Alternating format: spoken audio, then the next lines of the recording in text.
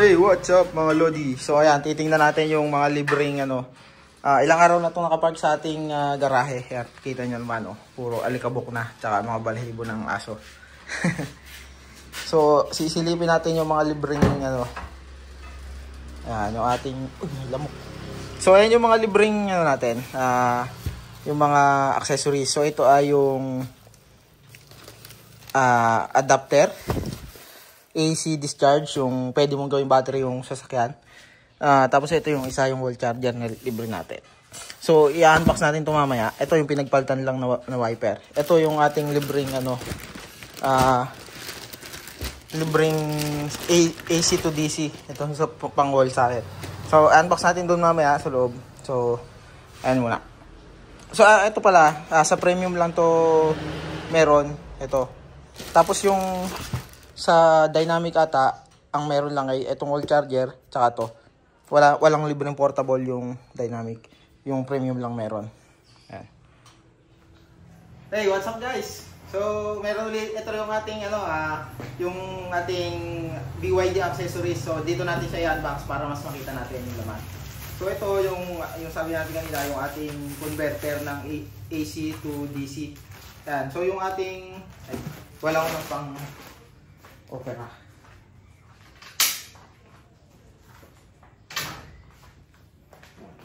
So ito yung ating ano, portable converter ng ano. Ito mamaya ko. Ayan.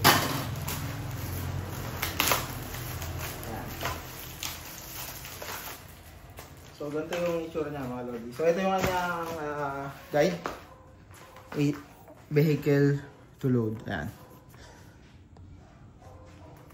So ito yung kanyang not so instruction. Ito instruction. Ayan yung instruction niya. So ito yung how to use. Ayan, ito yung schematic diagram niya. Ito. Based on standard. Ayan. So ang kanyang ano, household socket. Ayan. So hindi ko na mabasahin. Bahala na kayo umintindi yan. So, proceed tayo dito sa ating converter. Ayan, meron siyang dalawang AC. Socket. Ayan. Na hindi siya hindi siya universal. Ayan. US plug. Ito yung ating breaker yata to. Ito breaker. So, meron siya atang fuse. Maganda naman yung ano niya, build quality. So, ang max niya ay 3,750 watts yung kanyang load. Ayan. Tapos an IPX6. So pwede siyang splash proof, splash resistant to. Yung mga wisik-wisik na pag naulan. So pwede siyang outdoor. Tapos maganda yung kanyang cable mga lodi. Ayan, oh. Maganda yung kanyang cable. Makapal. Pero siyang handle. Ayan. Yung takip. So ganito yung itsura niya. Ayan. Pero syempre mamaya pwede nating i-try. So mamaya test natin. So buksan natin yung ibang ano niya. Accessory. So etong nasa bag, ito yung ating wall charger. Maganda yung bag niya mga lodi. Carrying pouch. Ito yung portable. So medyo malaki siya. Kita ba natin? Hindi tayo makawala sa medyo malabo.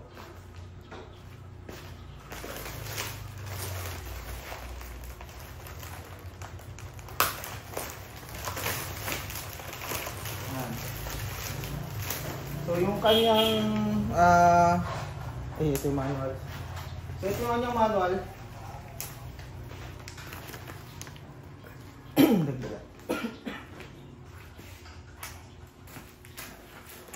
So ito yung kanyang manual.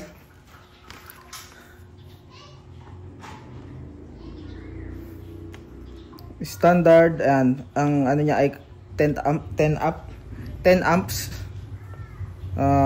Maxury cable, IP67 yung ano natin, yung ating mismong portable charger. Ibig sabihin pwede siya itubog. Ay, hindi pala. Pwede siyang splash resistant.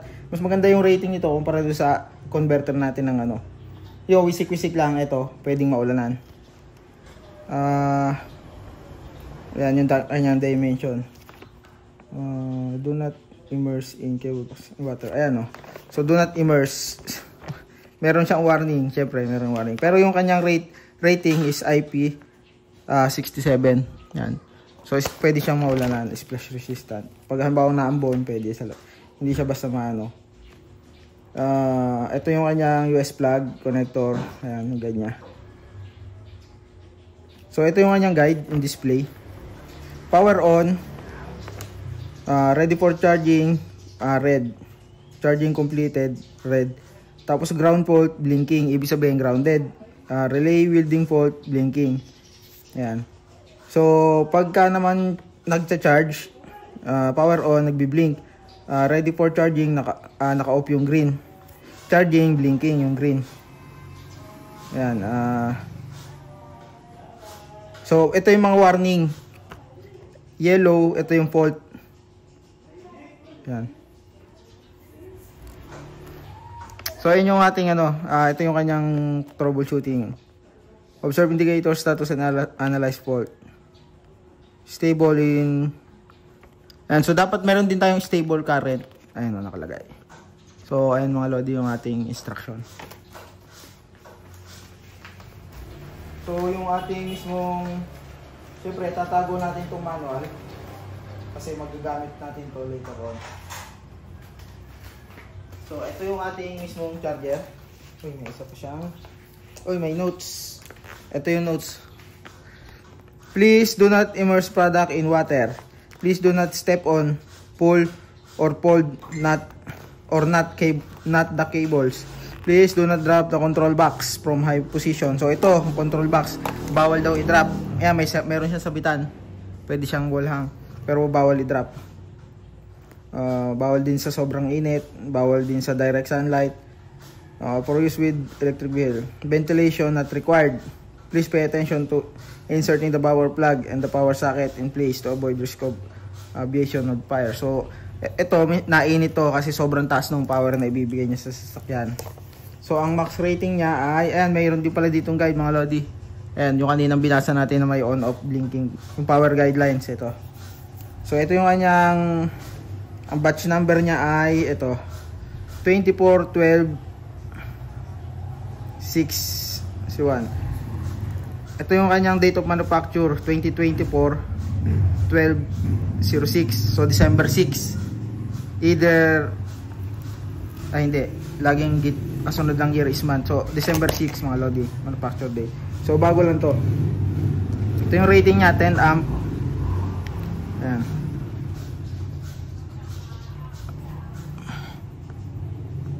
Ayan. So, buksan natin naman yung isa, yung ating wall. Ganito pala yung itsura niya mga lodi. Ayan, meron din siyang ito, dyan, vehicle connector.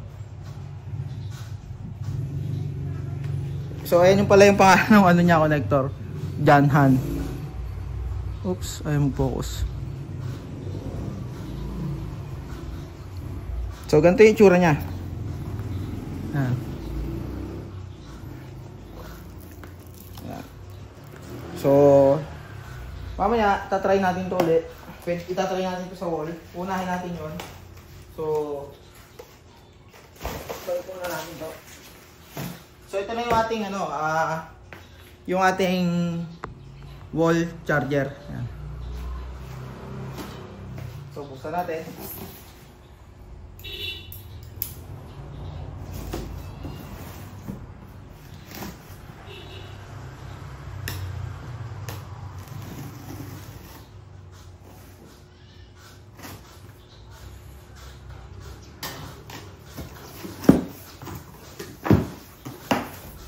Ayan. So, ganito siya kalaki mga lodi. Ganda ng ano niya.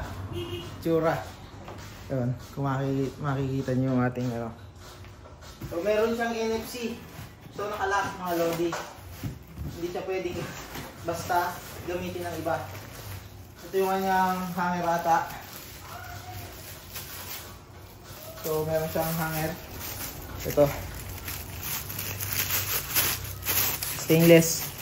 Ano, sa kita pa lang stainless yan. Yung plate. So,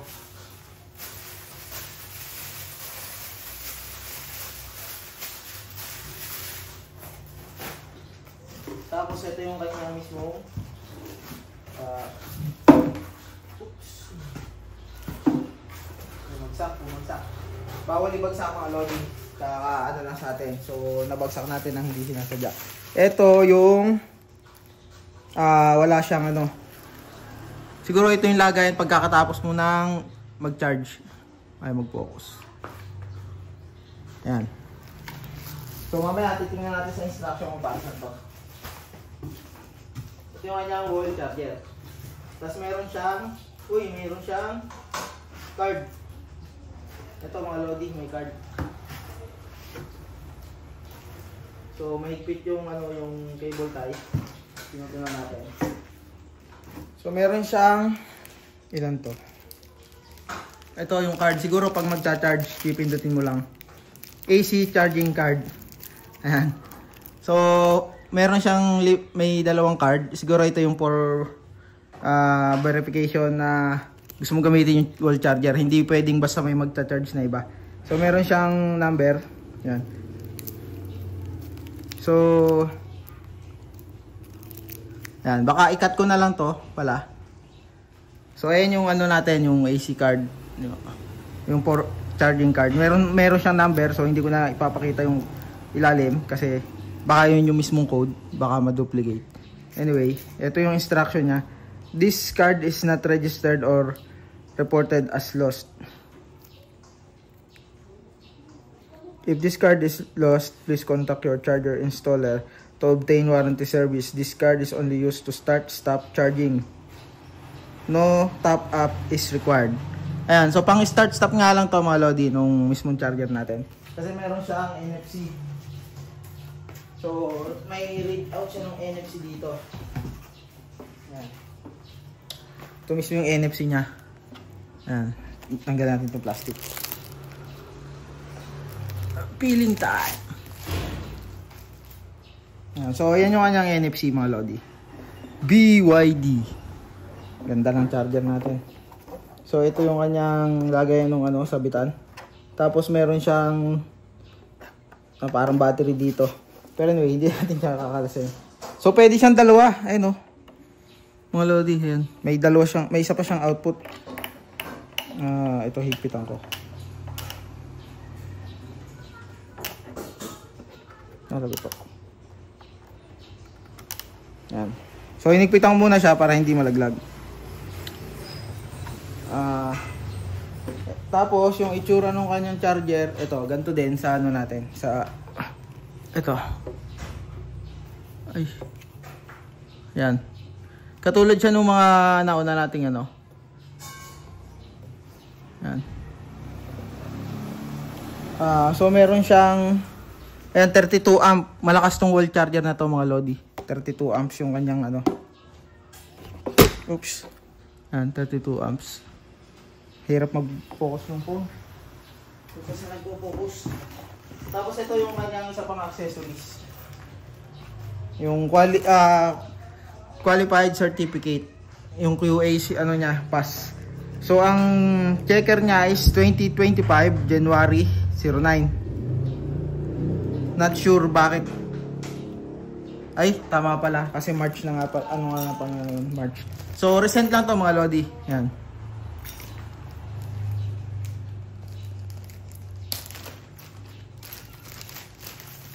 So, ito yung instruction manual natin. So, ito. Ganyan yung pag niya. Ayan, tama. Ayun yung lagayan. So, instruction. Ito. Charging box. Yan. So, i-install natin to later on. Ito yung ating handle. Ayan yung kanyang sabitan. Hindi ko alam kung dalawa yung niya, yung cord dito. Yung mismong sa wall. Ito yung isa. Yung isa yung wire ng wall galing sa mismong wall. Kaya pala dalawa yung butas mga lodi. Ayun yung isa. Ayan, ayan yung kanyang ground. Ito yung kanyang ano, mga instruction. Hindi ko na masyado itong naiintindihan, so hindi ko na yan babasahin. Pero ito yung kanyang content. Ayan. So ito yung kanyang manual mga lodi. Importante ito para ma-install ng tama yung ating wall charger. So ayan yung ating accessories. Ito yung ating charger. Ito yung